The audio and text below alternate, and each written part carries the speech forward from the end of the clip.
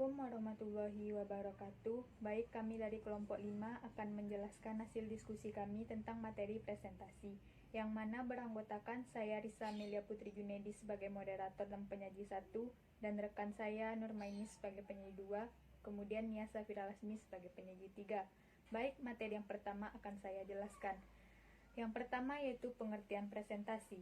Presentasi adalah suatu karya tulis seseorang dalam berbicara di depan umum untuk mendapatkan suatu pemahaman bersama. Tujuan presentasi ini ada 5. Yang pertama, yaitu menginformasikan. Presentasi berisi informasi bagi orang lain. Informasi tersebut harus jelas dan detail agar orang lain tidak salah tanggap dengan apa yang kita sampaikan. Yang kedua, yaitu meyakinkan. Presentasi berisikan informasi atau data-data yang jelas dan logis. Apabila data tersebut atau informasi tersebut tidak jelas dan tidak logis, maka orang lain akan tidak yakin dengan apa yang kita sampaikan. Yang ketiga yaitu membujuk. Presentasi ini berisi bujukan atau rayuan terhadap orang lain. Bujukan dan rayuan ini harus disertai dengan bukti-bukti yang nyata agar orang lain tidak ragu dalam melakukan suatu tindakan. Yang keempat yaitu menghibur. Presentasi ini bertujuan untuk menghibur orang lain dan memberikan kesenangan terhadap orang lain. Yang kelima yaitu menginspirasi. Tujuan presentasi ini memberikan motivasi atau inspirasi terhadap orang lain. Yang selanjutnya yaitu metode pembelajaran presentasi. Metode pembelajaran presentasi ini dapat berupa metode comparative learning tipe Jigsaw. Metode ini adalah tipe pembelajaran yang dilakukan secara berkelompok untuk memecahkan suatu permasalahan, dan siswa harus aktif dalam melakukan proses pembelajaran yang secara demokratis. Cukup sekian yang dapat saya sampaikan. Materi selanjutnya akan dijelaskan oleh rekan saya Nurmaini. Di sini saya akan melanjutkan materi selanjutnya yaitu teknik presentasi. Teknik presentasi terbagi menjadi 3. Yang pertama, teknik pembuatan slide presentasi. Yang kedua, teknik penyampaian presentasi. Yang ketiga, teknik penyusunan struktur presentasi. Materi yang pertama yang akan saya bahas yaitu teknik pembuatan slide presentasi. Teknik pembuatan slide presentasi terbagi menjadi 6. Yang pertama, pilih tema yang relevan. Artinya, dalam pembuatan slide presentasi, tema yang digunakan harus sesuai dengan materi yang disampaikan. Misalnya, dalam materi kita membahas tentang perdagangan, maka alangkah baiknya kita membubuhkan gambar seperti pasar, sulayan, atau minimarket. Yang kedua, hindari teks yang terlalu panjang. Dalam pembuatan slide presentasi tidak boleh membubuhkan teks yang terlalu panjang, karena ini akan membuat audiens bosan untuk membaca dan materi yang kita sampaikan tidak tersampaikan. Yang ketiga, alur yang teratur. Artinya di sini dalam pembuatan slide presentasi harus memiliki alur yang teratur dari pembuka, isi, dan penutup. Tidak membolak-balikkan. Jika dibolak-balikkan, maka audiens akan bingung apa yang kita bahas. Yang keempat, berikan multimedia yang relevan. Untuk menambah daya tarik slide yang kita buat, alangkah baiknya kita menambahkan seperti video, audio, gambar, dan sebagainya. Yang kelima, slide berisi satu pesan. Artinya dalam satu slide hanya berisi satu pesan saja, tidak boleh digabungkan antara pesan 1, 2, dan 3. Jika digabungkan, maka audiens akan bingung apa yang kita sampaikan.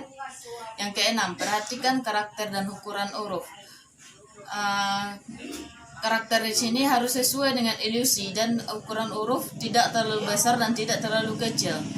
Yang kedua, teknik yang kedua adalah teknik penyampaian presentasi. Dalam teknik penyampaian presentasi terbagi menjadi 3. Yang pertama, persiapkan diri. Dalam mempersiapkan diri, kita harus mempersiapkan diri secara matang dan baik fisik maupun mental. Yang kedua, persiapkan materi dan bahan-bahan.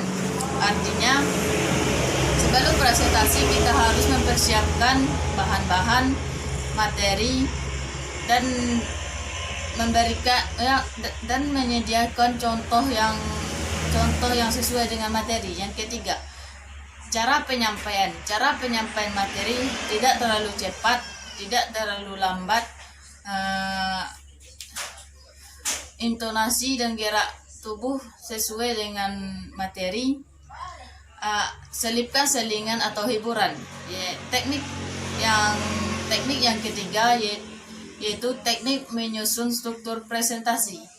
Teknik menyusun struktur presentasi terbagi menjadi 3. Yang pertama, pembuka, isi, dan penutup. Baiklah, hanya itu materi yang dapat saya sampaikan. Materi selanjutnya akan disampaikan oleh Nia Syafira Lasmi. Baiklah, saya akan melanjutkan materi dari Nurma ini, yaitu rancangan pembelajaran presentasi. Rancangan pembelajaran presentasi ini ada 3, yaitu kegiatan awal, kegiatan inti, dan penutup.